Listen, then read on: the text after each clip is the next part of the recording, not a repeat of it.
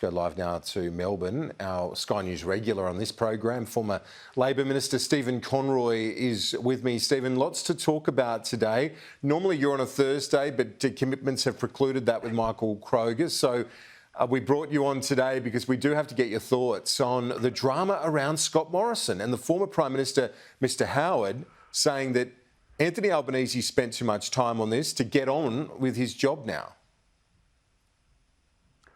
Well, look, John Howard is, the quintessential Liberal Party loyalist. He will want to try and protect Scott Morrison. He will want to try and sort of smooth over the fundamental attack on democracy that Scott Morrison engaged in when he appointed himself. No one else did this to him. No one else gave him advice to do this. This was his idea and his follow-through.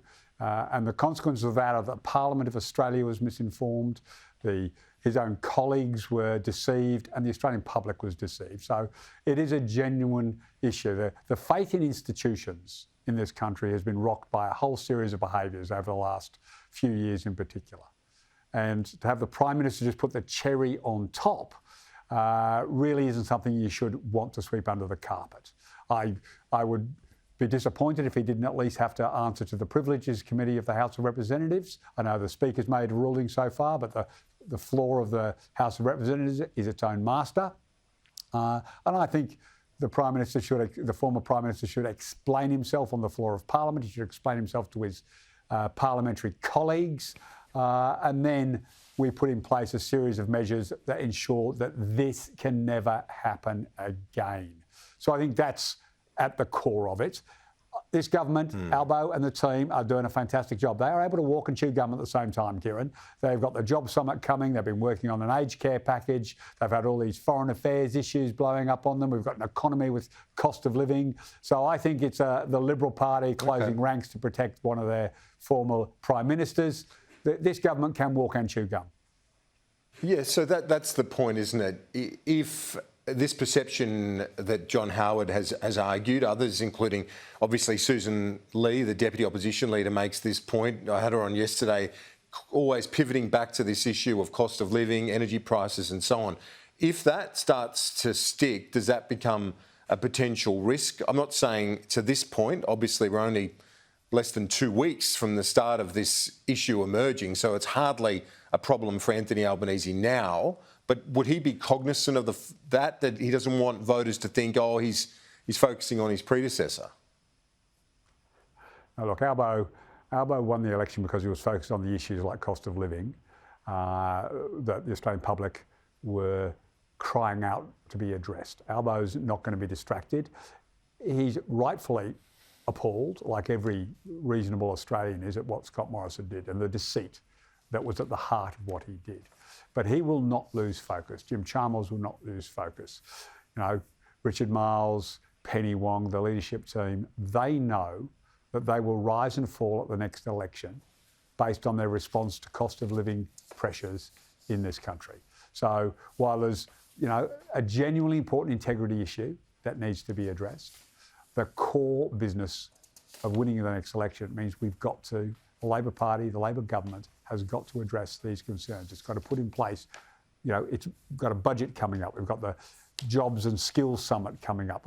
These are two big economic moments in the first 6 months of the Albanese government. I think this will be forgotten as we move down the track and start engaging in that summit, the outcomes from it and the budget.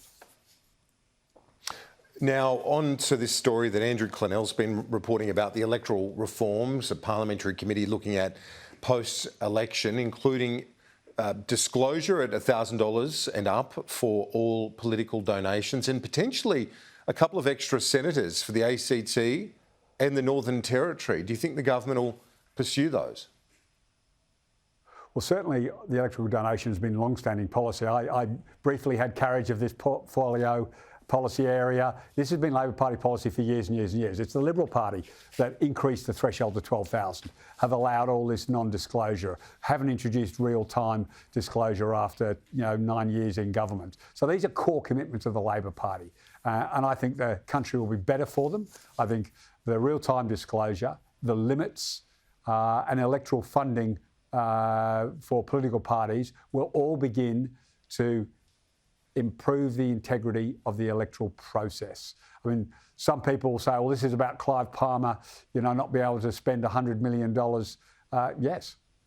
We don't want our billionaires being able to buy and sell election campaigns. He's not particularly good at it, but he is able to influence elections by the sheer weight of his spend being more than both political parties combined. You've got Simon Holmes à Court. On the other hand, many would say, well, if you're going to talk about Clive Palmer, you've got to talk about Simon Holmes à Court. And I would say yes to both of those. We want an election, we want the public to not think, like you've got in American politics, the politicians are bought and sold based on donations. And this reform package being talked about, I think, is vital to help restore that integrity.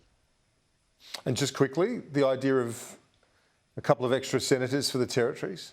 Yeah, look, I would probably say to my colleagues, be careful what you wish for. I think that would almost certainly guarantee 2 more Greens, one in the NT, which might seem unthinkable, but I suspect that they've got enough core vote that they could get to one, and another one in the ACT. It might keep the Liberals low, but I think you'll actually be doing more harm than good in terms of Labor's electoral prospects. So I think they need to weigh that one very carefully and talk to the hard heads inside the Labor Party about that issue. I don't think people should assume that's an absolute definite. Okay, Stephen Conroy, great to chat. We'll see you next week. Good to talk. Thanks for that.